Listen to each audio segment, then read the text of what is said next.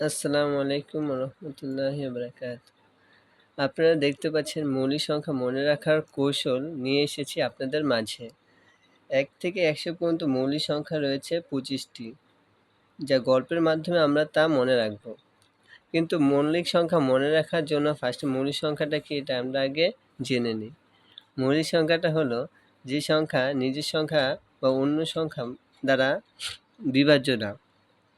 যেমন ২, ২কে আমি ১ দিয়ে ভাগ করলে ২ একে ২ এবং ২কে আমি ২ দিয়ে ভাগ করলে ২ একে ২।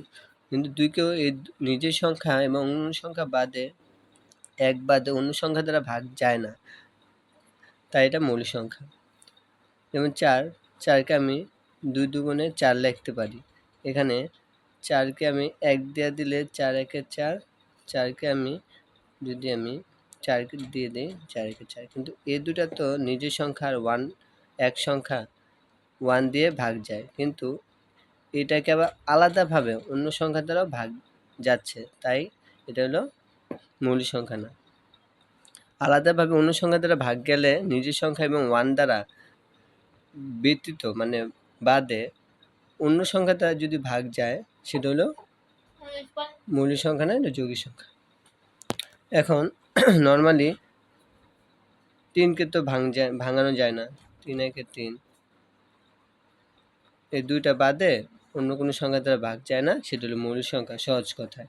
যেমন অনেকজনে বলবে যে বেজোড় সংখ্যায় মৌলিক সংখ্যা, যেমন ৯, ৯কে তো আমরা ভাঙানো যায়, ৩ ৩ ৯, ঠিক আছে।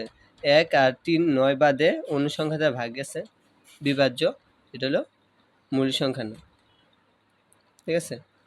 যেমন ১৫, ৩ ৫ ১৫, এটাও মৌলিক সংখ্যা না। মূলত আমরা জানি যে সংখ্যাকে কি ভাগ করা যায় সেটা হলো যৌগিক সংখ্যা, ১ ও নিজের সংখ্যা বাদ।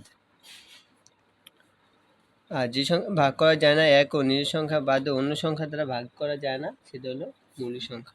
এখন মৌলিক সংখ্যাগুলা মনে রাখার কৌশল আপনাদের এখানে দেখানো হচ্ছে।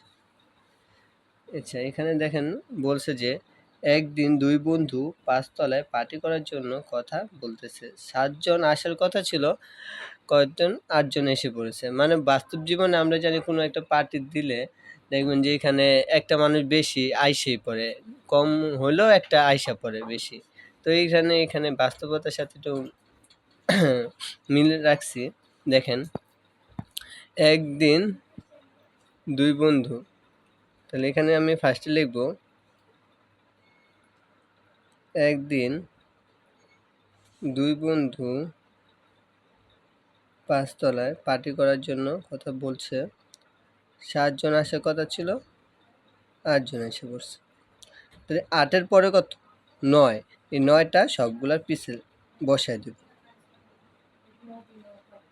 ঠিক আছে। তারপরে এখানে আমরা এই ৯কে আমরা রুট করলে কত আসে, এটাকে রুট বল, ৯কে রুট করলে কত আসে, আমরা 9কে রুট করলে আসে 3। তাহলে সেম প্রসেসিংটা আবার লিখবো, একদিন ২ বন্ধু ৫ তলায় আসার কথা ছিল, ৯ জন ৭ জন আসার কথা ছিল, ৮ জন এসে, সেম জিনিসটাই আবার সেম লিখছি। এখানে ৯কে রুট করলে কত আসে 3, সবগুলো পিছিয়ে 3 লাগাই দেবো।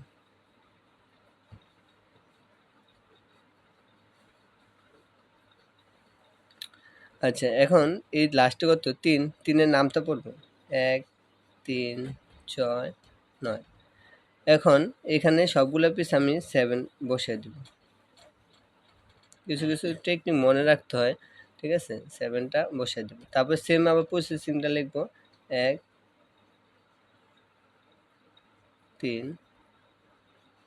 এখান থেকে দেখেন ১ ৩ ৬ লিখবো। এন থেকে সবচেয়ে বড় কোনটা? ৯। এই ৯টা এই ৭কে মনে করেন যে বড় সে তো একটু ভাবে থাকে, সেই জন্য এটাকে এ পাশে ৭টাকে লাথি দিয়ে এ পাশে পাঠাই দেব, ঠিক আছে। তো এখন কি করব, সবগুলা পিছে রেখে একবার লাথি দিয়ে পাশে পাঠাইছে, সেগুলো এগুলা 1 বসাই দিব, ঠিক আছে। 1 বসাই দিব। তারপরে কি করব, সেম আবার এখানে লিখব ১ ৩। এখানে এই ৬ এটার থেকে বড় কোনটা? অবশ্যই ৭। সে আচ্ছা বেশি উপরে থাকতে, সেই জন্য সে 6কে নিচে নামায় 7 উপরে বসবে, কিন্তু 6 তো নিচে, সেই জন্য আর নিচে বসবে না, সে রাগ করে চলে গেছে।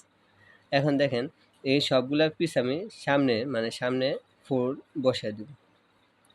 এখানে তাহলে আমরা মূলত দেখতেছি মৌলিক সংখ্যা 1 2 3 4 5 6 7 8 9 10 11 12 13 14 15 16 17 18 19 20 21টা 21টা আর 25টায় তো কয়টা লাগে? 4টা। এই 4টা মৌলিক সংখ্যা মূলত আমরা দেখেন এখানে লিখব। এক তো মৌলিক সংখ্যার মধ্যে পড়ে না, তাহলে 2 থেকে শুরু 2 3 5 7, এই টোটাল হলো 25টা। এগুলো মোট 25টা মৌলিক সংখ্যা। আপনারা প্রতিদিন এই জিনিসটা মনে রাখবেন, একটু দেখবেন, তাহলে প্রতিদিন আপনার মৌলিক সংখ্যা মনে রাখার নিয়মটা আপনার সহজেই মনে থাকবে। ভালো থাকবেন, সুস্থ থাকবেন। আসসালামু আলাইকুম।